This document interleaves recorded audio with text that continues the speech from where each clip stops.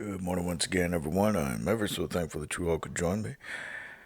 We left off with the last study of Israel, Jacob, hearing about his beloved son of many years being still alive, even ruler over Egypt, and he says at the end of Genesis 45, "It is enough. I've now heard that Joseph is still alive, so now I can die."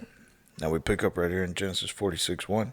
"And Israel took his journey with all that he had and came to Beersheba and offered sacrifices unto the God of his father Isaac." If you have been keeping up with the study, then you'll know that we have already mentioned this place, Beersheba, many times, as Abraham, his grandfather, and Isaac, his father, had already been to this place, and it was a very important place. It's actually known as the home of the patriarchs, referring to these three men. And it would later on become the southern part of Judah, but it is pretty much the last city of sorts that Jacob would have reached before going into Egypt, before going into the foreign lands. So he makes one final stop. This is actually probably something that it might have resembled. This is in the land of Beersheba. This is of an Egyptian caravan going back to Egypt or into Israel, whichever. But this is a lot of what it would have looked like back then. As you'll see on this map, he is in Hebron. He journeys, I think it's about 25 miles or so. It's not very far, about 28 miles from his camp southwestward. And he journeys, goes to Beersheba, and he makes a stop right there. And you can also recall how in Beersheba, just to bring it to your mind a little bit, how his father Isaac had built the well, and the very name Beersheba comes from that instance. It means a well of an oath. And he built the well to make a covenant with Abimelech of that time. So he makes a stop right here where his fathers had came before. And this was a holy place of sorts. This was a place where God would want to get them alone and to speak to them. Which brings us to verse 2. "And God spake unto Israel in the visions of the night, and said, Jacob, Jacob. And he said, Here am I. And he said, I am God, the God of thy father. Fear not to go down into Egypt, for I will there make of thee a great nation." God has to tell Jacob, he says, fear not. And notice he's referring to him as Jacob, Jacob right here, because I believe that Jacob probably had doubts. He had been told, do not go into the land of Egypt so many times, and to go outside of the promised land would have been a fearful thing, but especially to go to Egypt, because he did remember how Abraham, his grandfather, went to Egypt during the time of their famine, and it did not wind up very well. "I will go down with thee into Egypt, and I will also surely bring thee up again, and Joseph shall put his hand upon thine eyes." God is reassuring Jacob. He's saying, look, I know you're scared. He says, but I'll be with you every step of the way. And he also tells him this, "And Joseph shall put his hand upon thine eyes." That's an old saying. Whenever someone would die back then, it was custom of the closest relative, the nearest, closest person to them, to close their eyes once that they died. And that's what this is referring to. Joseph shall put his hand upon thine eyes. "And Jacob rose up from Beersheba, and the sons of Israel carried Jacob their father, and their little ones, and their wives, in the wagons which Pharaoh had sent to carry him." Now these were luxury wagons of sorts. This would have been to us like limousines or something of that nature. It even says that whenever Jacob sees the wagons coming in the last chapter, he actually sees the wagons coming and he's revived from seeing it, because it's a great sight to see. Not only that, it's a showing that it's going to be an easier ride for him. He's being taken on a pretty decent little journey. Take about probably a month with them, maybe a little over. Who knows? And they got a lot of people with them, and so it's also kind of a telling of us whenever we go to heaven. I believe. I think that it's kind of pointing to that in a way, like we're gonna have a good escort there. We're gonna have an easy ride. It's gonna be nothing at all. Once we Christians die, it's gonna be a glorious ride, custom made like that by Christ Himself and the Father. And they took their cattle and their goods which they had gotten in the land of Canaan, and came into Egypt, Jacob and all his seed with him, his sons and his sons' sons with him, his daughters and his sons' daughters, and all his seed brought he with him into Egypt. And these are the names of the children of Israel, which came into Egypt: Jacob and his sons, Reuben, Jacob's firstborn, and the sons of Reuben, Hanoch and Phalah, and Hezron and Carmi, and the sons of Simeon, Jemuel and Jamin, and Ohad and Jechon, and Zohar and Shaul, the son of the Canaanitish woman, and the sons of Levi, Gershon, Gohath, and Merari. And these is of particular note because here is where the lineage of Christ comes from. And the sons of Judah, and Onan, and Shelah, and Pharez, and Zerah. But and Onan died in the land of Canaan, and the sons of Pharez were Hezron and Hamul.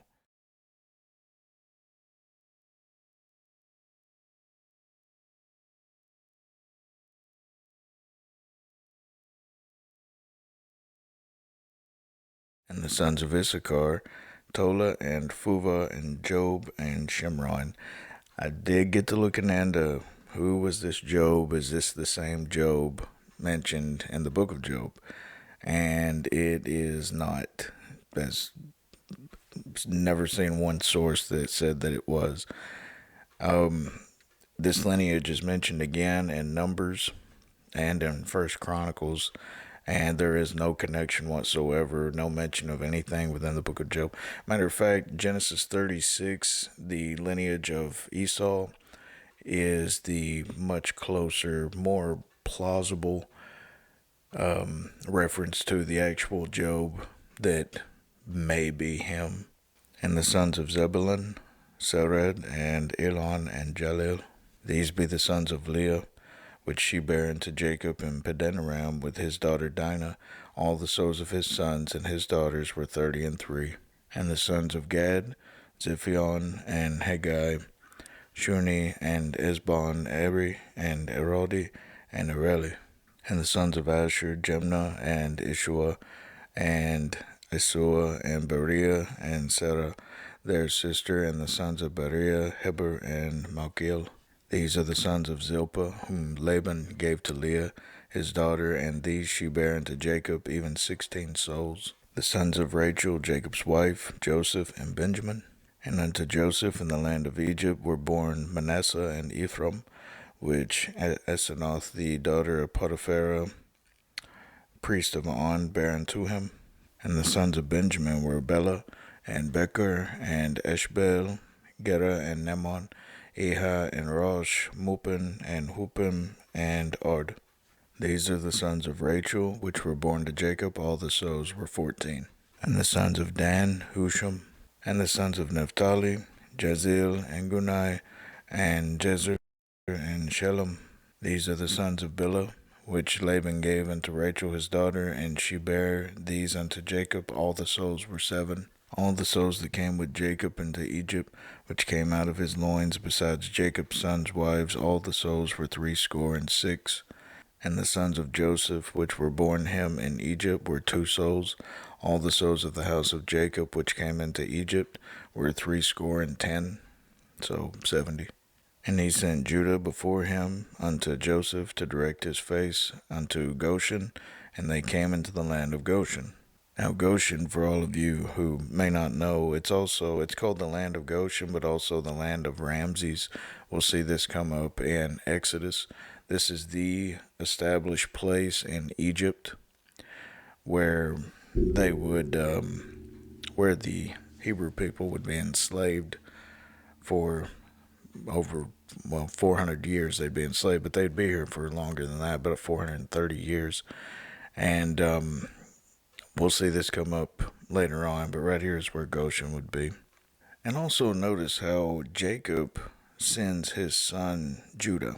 He has 11 sons that he's got a lot of people he could choose from to send ahead to speak to Joseph. But he chooses Judah.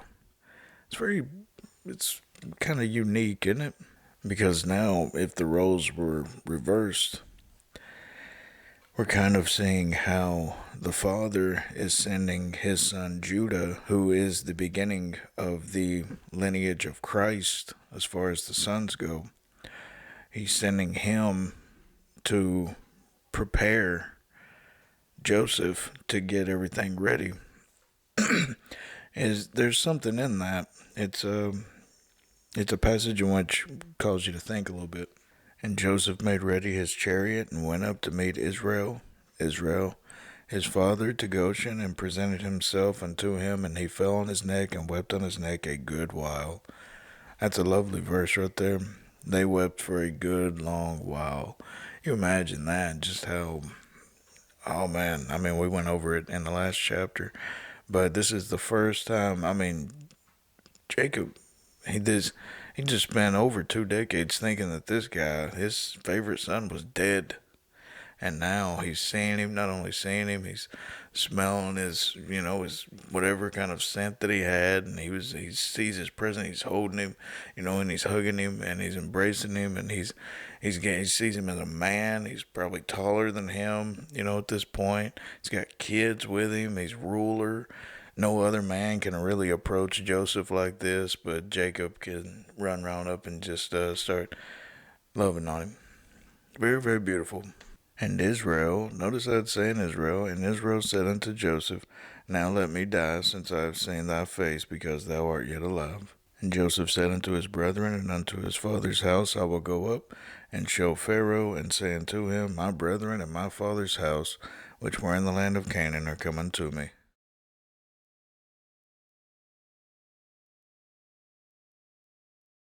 And the men are shepherds, for their trade hath been to feed cattle, and they have brought their flocks and their herds and all that they have. And it shall come to pass, when Pharaoh shall call you, and shall say, What is your occupation?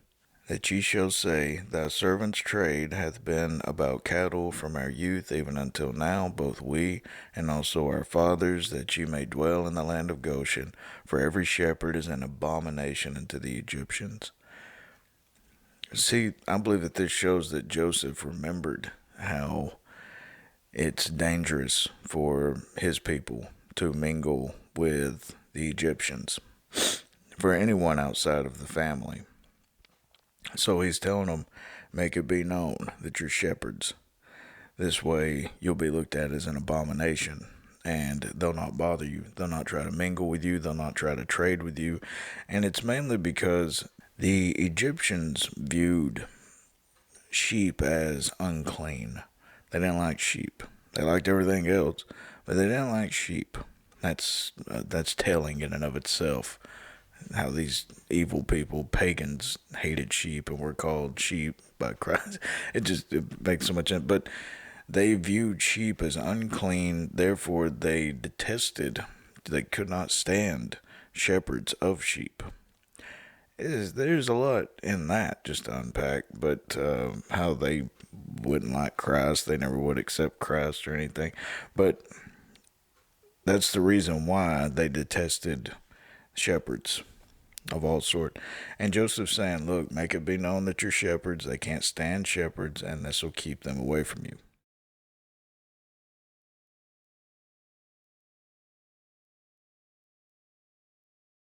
Well, my lovely friends, that is it for today. Thank you for joining me.